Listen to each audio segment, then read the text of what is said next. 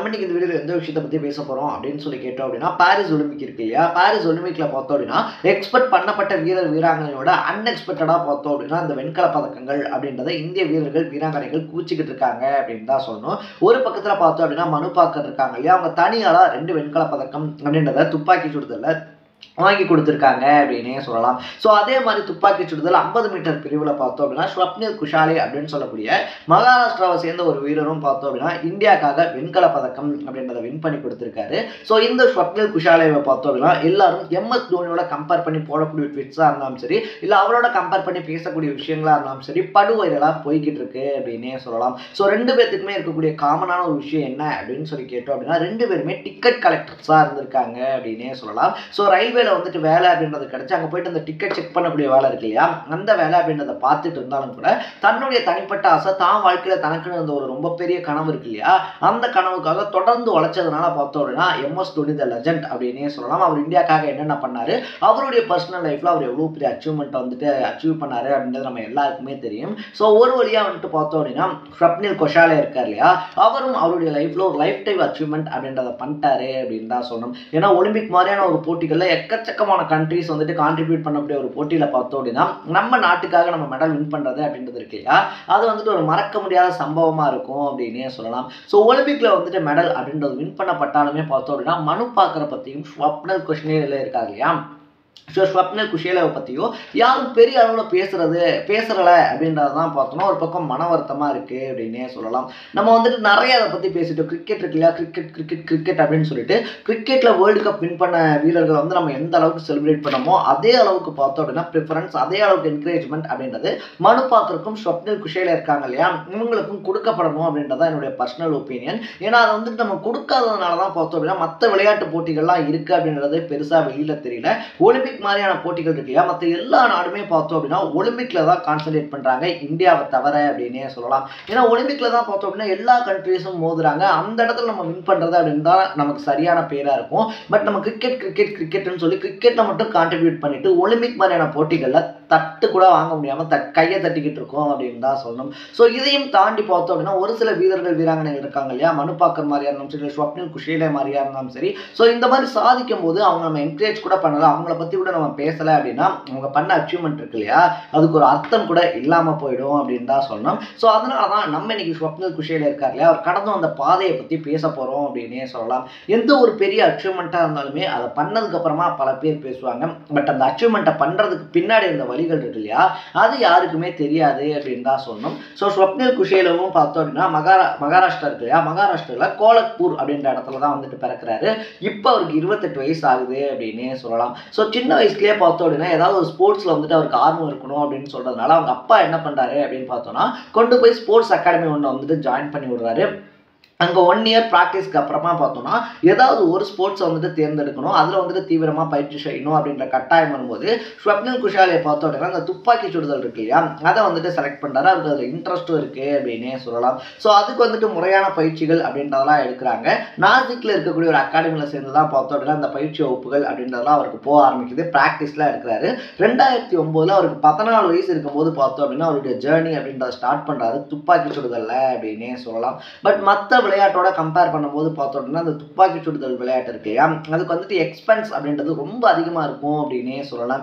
ஏன் அப்படின்னு சொல்லி கேட்டோம் அப்படின்னா அந்த துப்பாக்கி சுடுறதுக்கு போடக்கூடிய கிளாஸஸாக இருந்தாலும் சரி, இல்லை வாங்கக்கூடிய லென்சஸாக இருந்தாலும் சரி, இல்லைன்னா அந்த துப்பாக்கி சுடுறதுக்கு அப்படின்னு சொல்லிட்டு தனியாக இருக்கக்கூடிய ஜாக்கெட்ஸ், இது எல்லாமே பார்த்தோம் அப்படின்னா ரொம்ப எக்ஸ்பென்சிவ் அப்படின்னே சொல்லலாம். பட் ஸ்வப்னில் குஷாலே இருக்கார் இல்லையா, அவருடைய அப்பா என்ன பண்ணுறாரு அப்படின்னு சொல்லி பார்த்தோம்னா தெரிஞ்சவங்க சொந்தக்காரங்க பேங்க் அப்படின்னு சொல்லிட்டு எல்லா பக்கமும் கடன் வாங்குறாரு அப்படின்னே சொல்லலாம். எப்படியாவது தன்னுடைய பையன் இருக்காங்க, தன்னுடைய பையன் ஆசைப்பட்ட மாதிரி அவனுடைய லைஃப்ல வந்தோம்னா வந்துட்டு ரொம்ப பெரிய ஆளா வரணும் அப்படின்றதுனால அவருடைய ஸ்போர்ட்ஸுக்கு பின்னாடி இருந்து அவருடைய கனவுக்கு பின்னாடி வந்து பார்த்தோம் அப்படின்னா எக்கச்சக்கமாக கடன் வாங்கி ஸ்வப்னில் குஷாலேவை விளையாட வைக்கிறாரு. துப்பாக்கி சுடுதலை பற்றி ஸ்வப்னில் குஷாலே சொல்கிறப்ப என்ன சொல்கிறாருன்னா, துப்பாக்கி சுடுதலில் புல்லட் வாங்குறதுக்கு இருக்கு இல்லையா, அதுக்கு கூட எங்கள்கிட்ட காசு இல்லாத டைமிங் அப்படின்றதெல்லாம் வந்துட்டு இருந்துச்சு.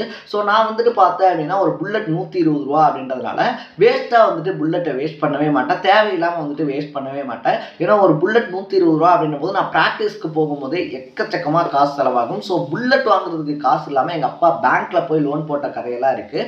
அதனால் வந்துட்டு நான் ஒவ்வொரு குறி இருக்கு இல்லையா அதை அக்யூரேட்டாக தான் வைப்பேன். ஸோ அப்படி வந்துட்டு புல்லட் புல்லட் வேஸ்ட் ஆயிடக்கூடாது அப்படின்னு சொல்லி நான் வச்சு பழகின குறி இருக்கு இல்லையா, அதுதான் இன்னைக்கு எனக்கு வெண்கல பதக்கம் அப்படின்றத வாங்கி கொடுத்துருக்கு அப்படின்னு சொல்றாரு. இது ஒரு பக்கத்துல கேட்கும் போது வந்துட்டு பெருமையா இருந்தாலும் அவருடைய வார்த்தைக்கு பின்னாடி இருக்கக்கூடிய வழி இருக்கு இல்லையா, என் 120 ரூபா வேஸ்ட் ஆயிடக்கூடாது அப்படின்னு சொல்லிட்டு கரெக்டா எய்ம் பண்ண ஆரம்பிச்ச ஒரு பையன் இன்னைக்கு இந்தியாவை ப்ரௌட் பண்ணியிருக்கான் அப்படின்னே சொல்லலாம். இதுக்கப்புறமா தான் அவருக்கு பார்த்தோம் அப்படின்னா ரயில்வேல வேலை வாய்ப்பு அப்படின்றதெல்லாம் கிடைக்குது. 2022 ஆசிய போட்டி இருக்கு இல்லையா, அதில் வந்துட்டு தங்கப்பதக்கம் அப்படின்றதையும் வின் பண்ணுறாரு. லாஸ்ட் ஒலிம்பிக்லேயே பங்கெடுத்துக்கிறதுக்கான வாய்ப்பு அப்படின்றது அவருக்கு இருந்தாலும் கூட 100 வந்துட்டு அந்த வாய்ப்பு அப்படின்றது பறிப்போகுது அப்படின்னே சொல்லலாம். ஸோ ரயில்வேல வேலை கிடைச்சதுக்கு அப்புறமா தான் பார்த்தோம் அப்படின்னா ஸ்வப்னில் இருக்கார் இல்லையா, அவர் அவருடைய சம்பள காசு அப்படின்றதெல்லாம் கொஞ்சம் கொஞ்சமாக சேர்த்து வைக்கிறாரு. அப்படி அந்த சம்பள காசு அப்படின்றத சேர்த்து வச்சு அதுக்கப்புறமா தான் பார்த்தோம் அப்படின்னா அவருக்குன்னு சொல்லி தனியாகவே ஒரு கன் வாங்கியிருக்கேன் அப்படின்னு சொல்கிறாரு. ஸோ வேலைக்கு போனாலும் கூட இதில் வந்துட்டு நமக்கு வேலை கிடைச்சிருச்சு சரி ஓகே அப்படின்னு சொல்லி இல்லாமல் தன்னுடைய பயணம் இருக்கு இல்லையா, அது இது கிடையாது, இந்தியாவுக்காக நம்ம ஏதாவது பண்ணியே ஆகணும். உலக அரங்கு இருக்கு இல்லையா, ஒலிம்பிக் மாதிரியான போட்டிகளில் பார்த்தோம் அப்படின்னா நம்ம இந்தியாவை ரெப்ரசென்ட் பண்ணி ஏதாவது பண்ணணும் அப்படின்ற கனவு அப்படின்ற வெறி அப்படின்றது பார்த்தோம்னா அவருக்கு இருந்துகிட்டு இருக்கு. இதுக்கு நடுவில் பார்த்தோம் அப்படின்னா அவருக்கு எக்கச்சக்கமான உடல்நல பாதிப்புகள் அப்படின்றதும் வந்திருக்கு. லைக் தாடை பகுதி இருக்கு இல்லையா, தாடை பகுதி வீங்கிற மாதிரியான விஷயமா இருந்தாலும் சரி, முதுகோலியா இருந்தாலும் சரி, இந்த மாதிரி உடல்நல கோளாறுகள் அப்படின்றது வந்துட்டு ஸ்வப்னில் குஷாலுக்கு ரொம்ப அதிகமாகவே இருந்திருக்கு. எதனால் இந்த பிரச்சனைகள் அவருக்கு வருது அப்படின்றது கூட தெரியாம பார்த்தோம் அப்படின்னா எக்கச்சக்கமான பிரச்சனைகள் உடல் ரீதியான பிரச்சனைகள்ல வந்து மாட்டியிருக்காரு. அதுக்கப்புறமா தான் பார்த்தோம் அப்படின்னா ஹோல் செக்அப் அப்படின்றதுல எடுத்து ஒரு 1-2 வருஷத்துக்கு அப்புறமா அவரை வந்துட்டு முழுசா வந்து ஆராயிறாங்க இவருக்கு என்னதான் பிரச்சனை அப்படின்னு சொல்லிட்டு. அப்பதான் வந்துட்டு பால் பொருட்கள் இருக்கு இல்லையா, பால் பொருட்கள் வந்துட்டு ஸ்வப்னில் குஷேலுக்கு ஒத்துக்கல. ஸோ அதில் இருக்கக்கூடிய ஒரு அமிலம் தான் பார்த்தோம் அப்படின்னா இப்படி எக்கச்சக்கமான பின்விளைவுகள் அவருக்கு ஏற்படுத்துது அப்படின்றத கண்டுபிடிச்சு அவருடைய உணவு பழக்க வழக்கத்துல இருந்து பார்த்தோம் அப்படின்னா பால் பொருட்கள் இருக்கு இல்லையா, அதை முழுசா வந்துட்டு அவாய்ட் பண்றாரு அப்படின்னு சொல்லலாம். ஸோ இந்த மாதிரி தன்னுடைய வாழ்க்கையில் இருக்கக்கூடிய சின்ன சின்ன விஷயங்கள் இருக்கு இல்லையா, அதுல ஆரம்பிச்சு பெரிய பெரிய விஷயங்கள் வரைக்கும் எல்லாத்தையுமே சாக்ரிஃபைஸ் பண்ணி இந்தியாவுக்காக நான் ஏதாவது பண்ணணும் அப்படின்ற அந்த கனவை துரத்துன ஒரு பையன் இன்னைக்கு அதை அச்சீவ் பண்ணியும் காமிச்சிருக்கான். அடுத்து வரக்கூடிய ஒலிம்பிக்ஸ் இருக்கு இல்லையா, அதில் கண்டிப்பா நான் முன்னேறி கோல்டு மெடல் வின் பண்ணுவேன் அப்படின்னு ஸ்வப்னில் குஷேலே சொல்லியிருக்காரு அப்படின்னே சொல்லலாம். ஸோ நான் வந்துட்டு ஏதாவது பெருசா அச்சீவ் பண்ணணும் அப்படின்ற ஆசையோட கனவு கூட இருக்கக்கூடிய எல்லாருக்குமே ஸ்வப்னில் குஷேல் இருக்கார் இல்லையா, அவர் ரொம்ப பெரிய இன்ஸ்பிரேஷன் அப்படின்னே சொல்லலாம். எல்லாமே ஒரே நாள்ல நடக்காது, பட் ஏதாவது ஒரு நாள்ல கண்டிப்பா நடக்கும் அப்படின்னு வந்துட்டு சொல்லுவாங்க.